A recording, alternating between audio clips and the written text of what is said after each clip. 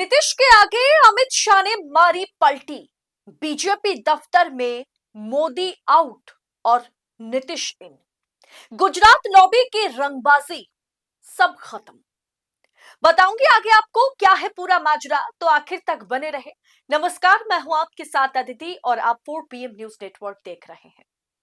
दोस्तों, बीजेपी का नीतीश कुमार के आगे एक यू टर्न है। जी हाँ, फर्स्ट फेज के रुझान के बाद ऐसा हड़कंप मचा कि बीजेपी की हेडक्वार्टर में नीतीश के पोस्टर लगा दिए गए। चुनाव को पूरी तरह से नीतीशमय कर दिया गया। जी हाँ, अब महज एक फेज का चुनाव बचा हुआ है और पहले चरण के मतदान के बाद रुझानों की माने तो भारतीय जनता पार्टी या जेडीयू या फिर एनडीए को मुंह की खानी पड़ गई है। ये खबर हमने आपको दिखाया और इस खबर के बारे में, इस रिपोर्ट के बारे में जानकारी, ग्राउंड लेवल की हकीकत क्या है इसके बारे में जानकारी भारतीय जनता पार्टी भी रखती है। और उन्हें ये मालूम चल चुका है, ये पता चल चुका है कि फर्स्ट फेज बिल्कुल भी अच्छा नहीं गया एनडीए के लिए और इसीलिए रणनीति बदलनी पड़ गई।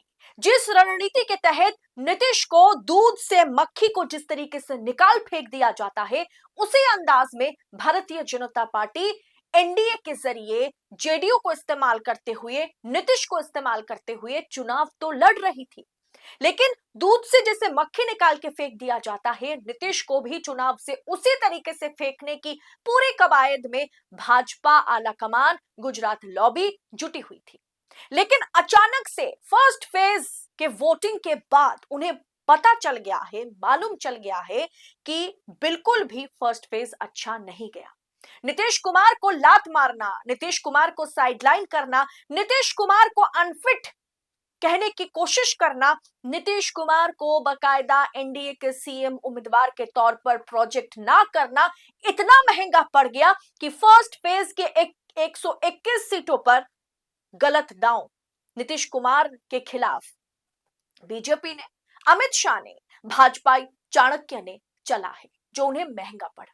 और इसीलिए दूसरे चरण के मतदान से पहले और पहले चरण के मतदान के ठीक दूसरे ही दिन पूरी तरीके से पलटी मारते हुए अमित शाह नजर आए। आप जानते हैं, भारतीय जनता पार्टी में जो कुछ भी होता है वो बगैर अमित शाह, बगैर मोदी की सहमति संभव ही नहीं है। और इसीलिए खबर ये निकल के आई है, वीडियो आपके स्क्रीन पर है, आप देख सकते हैं कि किस तरीके से जो बिहार में भाजपा हेडक्वार्टर है पटना में, वहां नीतीश कुमार में पूरी तरीके से भाजपा हेडक्वार्टर को कर दिया गया। जिस नीतीश का नाम लेने से मोदी जी कतरा रहे थे, उसी नीतीश के पोस्टर से भाजपा दफ्तर को सजाया गया। जी हां, पहले चरण के बाद वाकई नीतीश कुमार को तवज्जो दी जा रही है। पर क्यों तवज्जो दी जा रही है, इस पर वरिष्ठ पत्रकार केपी मलिक साहब, जो जिन्हें अक्सर आप 4 PM के मंच पर देखते हैं, जो राजनीति को बहुत अंदर से, बहुत करीब से जानते हैं, केपी मलिक साहब ने इस मुद्दे पर एक बढ़िया ट्वीट किया है। उन्होंने लिखा कि भाजपा रातों रात क्यों बदल रही है मोदी नीतीश के पोस्टर। बिहार में प्रथम चरण के मतदान के बाद भाजपा ने घबरा कर नीतीश कुमार की फोटो लगाकर रातों रात पोस्टर बदलने का काम शुरू कर दिया। क्या माना जाए कि चाणक्य डर गए हैं? तो अब बीजेपी ने पलटी मारकर नई रणनीति के तहत नीतीश कुमार के नाम पर ही दूसरे चरण के चुनाव में मोदी के वोट मांगने का फैसला ले लिया है। इसीलिए डरी हुई भाजपा के दफ्तर में मुख्यमंत्री नीतीश कुमार की तस्वीरों वाले पोस्टर नजर आ रहे हैं। दोस्तों, सवाल तो उठेगा ही, जिस मोदी जी ने हर एक चुनावी मंच से सिर्फ सुशासन की सरकार, एनडीए की सरकार, नीतीश कुमार का नाम तक मोदी जी नहीं ले रहे थे। और सिर्फ मोदी जी नहीं, किसी भी भाजपा के स्टार प्रचारकों ने, एनडीए के प्रचारकों ने नीतीश कुमार को आप फिर से सीएम बनाइए, नीतीश कुमार को देखते हुए वोट कीजिए, ऐसा बिल्कुल भी नहीं कहा गया। मोदी और नीतीश को साथ में प्रोजेक्ट किया गया, कहीं पर भी नीतीश के नाम का जिक्र तक नहीं था। और जेडीयू वालों को बहुत अच्छे से मालूम है, आपको मैंने कई बार बताया कि नीतीश कुमार को सीएम नहीं बनाया जाएगा। इसी रणनीति के तहत भाजपा बैटिंग कर रही थी। लेकिन फर्स्ट फेज में इलेक्शन या वोटिंग के बाद उन्हें पता चल गया है कि बगैर नीतीश मामला बिगड़ जाएगा। 121 सीटें तो हाथ से निकल गई हैं, लेकिन अभी भी कई सीटों पर चुनाव होना बाकी है। सेकेंड फेज का इलेक्शन बाकी है और इसीलिए नीतीश नीतीश नीतीश नीतीश होने लगा है। आज मोदी जी जब चुनावी प्रचार के लिए दूसरे फेज के इलेक्शन के लिए प्रचार करने पहुंचे थे, तो उन्होंने भी नीतीश कुमार के नाम का जिक्र कई बार किया है। आज इस पर वरिष्ठ पत्रकार, खोजी पत्रकार दीपक शर्मा ने भी ट्वीट करते हुए लिखा और इस मुद्दे पर उनकी भी नजर पड़ी है। उन्होंने लिखा, प्रधानमंत्री मोदी की जगह बीजेपी के उम्मीदवार अचानक नीतीश कुमार पर निर्भर हो गए हैं।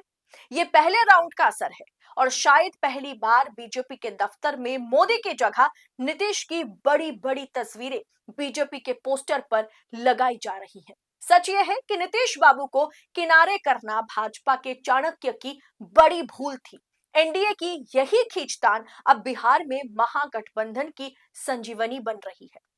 दोस्तों, पहले भी आपको मैंने बताया था कि जेडीयू के जो उम्मीदवार हैं, जो नीतीश खेमे से हैं, वो बिल्कुल नहीं चाहते हैं कि नीतीश कुमार को ना सीएम बनाया जाए। उन्हें भी ऐतराज है इस गठबंधन से, उन्हें भी ऐतराज है नीतीश कुमार और मोदी गठबंधन से।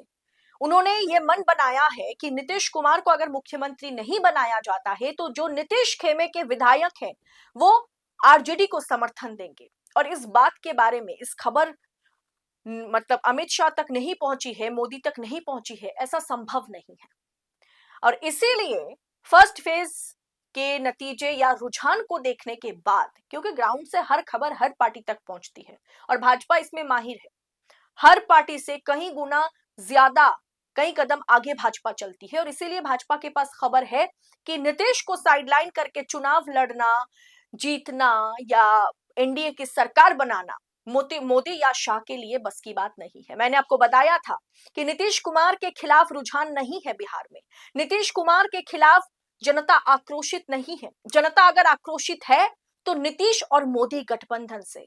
ये जो दिल्ली दरबार बिहार चलाने का काम करते हैं, दिल्ली से जो बिहार चलाया जाता है, इससे लोगों को नफरत है, इससे बिहार की पब्लिक नाखुश है, नीतीश से नहीं। और इसीलिए नीतीश कुमार को साइडलाइन करना, जो जेडीयू का कोर वोट बैंक है, उन्होंने पूरी तरीके से बीजेपी को नकार दिया है। और ये रुझान जैसे ही अमित शाह तक पहुंची, रातों रात पोस्टर का खेल शुरू हो गया। रातों रात कटआउट में मोदी से ज्यादा बड़े बड़े कटआउट नीतीश कुमार के लग गए, वो भी बीजेपी दफ्तर में। सोचिए जरा, जहां मोदी के आगे किसी की नहीं चलती, वहां नीतीश के बड़े बड़े कटआउट लगे हैं। तो आप खेल समझ गए होंगे कि नीतीश कुमार अभी भी कहीं ना कहीं जिंदा है। अगर उन्हें पब्लिक दरकिनार करती है तो वजह सिर्फ मोदी नीतीश गठबंधन, मोदी शाह गठबंधन और पटना को दिल्ली से चलाना है, कुछ और नहीं। फिलहाल इस पूरे विषय पर आपकी राय क्या है? जिस तरीके से मोदी को आउट और नीतीश को इन किया गया है, वो भी बीजेपी दफ्तर में, बीजेपी हेडक्वार्टर में, इसे आप किस अंदाज में देख रहे हैं? कमेंट बॉक्स में बताइएगा। और ऐसी तमाम खबरों को यूं ही पड़ताल के साथ पाने के लिए 4 PM न्यूज नेटवर्क के साथ बने रहे। मुझे दीजिए इजाजत। बहुत बहुत शुक्रिया आप सभी का। जय हिंद, जय भारत।